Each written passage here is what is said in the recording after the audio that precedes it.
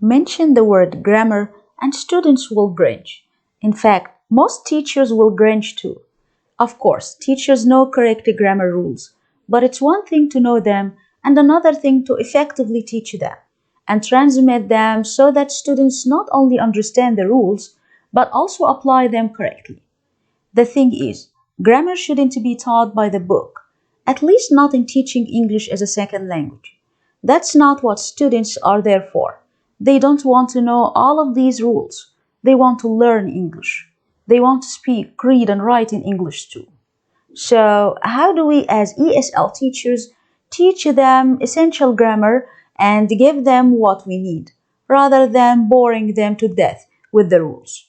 It's actually quite simple, by teaching grammar in context and in fun ways too.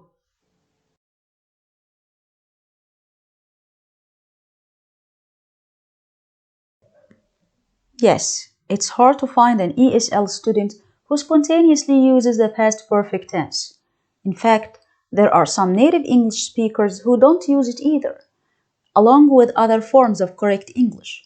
But it must be taught, never overlooked, or your students will be lacking something that they need to take their English fluency to the next level. So, how can we teach the past perfect tense so that it may be fully grasped by our students? Here are the steps. Go to our timelines.com, where you may generate your personalized timeline and see when major historical events took place throughout your life. For example, if you were born in 1971, you'll see that the internet was invented when you were 2. Show students your timeline or anyone else's and set up the past perfect like this. Sam, the Vietnam War ended in 1975. I was born in 1971. You were born in 1995. So, when you were born, the Vietnam War had ended 20 years earlier. When I was born, it hadn't ended yet. Give as many examples as you like.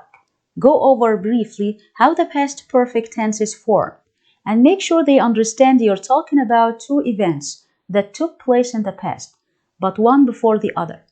Then, have students come up with examples of their own using the timeline. Once they are comfortable using the past perfect in affirmative sentences, move on to examples with questions. Then have them ask each other questions like, Laura, when you started primary school, had terrorists attacked the World Trade Center? Save the timeline because it will come in handy to practice the past perfect in passive voice. Naturally, timelines are great for many tenses, like the simple past or the passive voice.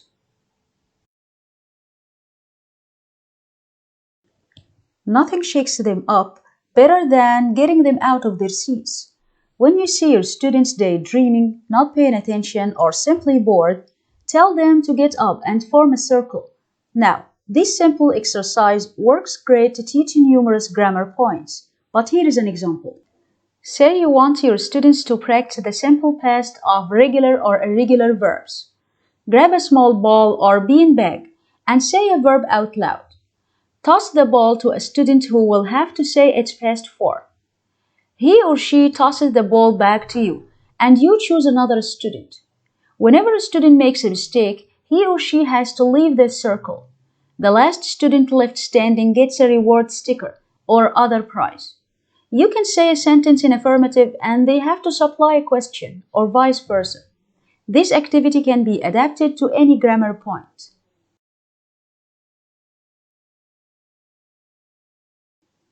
An awesome way to teach and practice any verb tense is through biographies. Try this activity to contrast the simple past with present perfect tenses. Find out which celebrities or sports stars your students admire.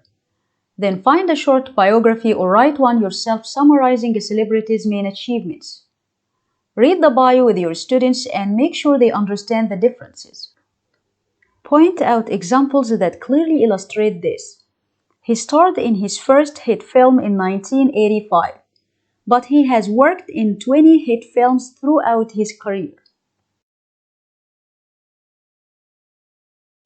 Another way in which you can use your students' interest in certain celebrities, cut out celebrity pics from entertainment magazines.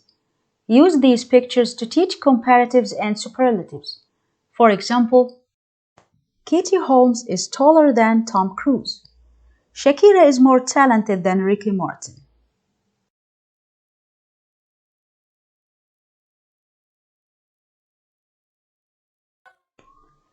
This activity works great with beginners, including small children. Cut up a list of several words that either take A or N and mix them up. For very young learners, you may use pictures instead of words.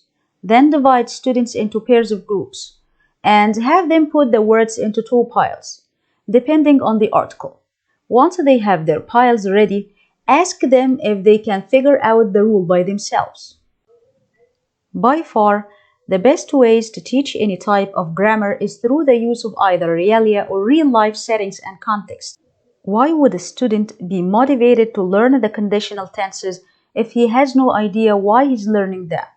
In other words, he doesn't understand when and where he'll have use for them. When teachers use real-life settings and objects, students will know the grammar structures they learn will be useful for them. So, take the cringing out of grammar lessons and put some fun into them.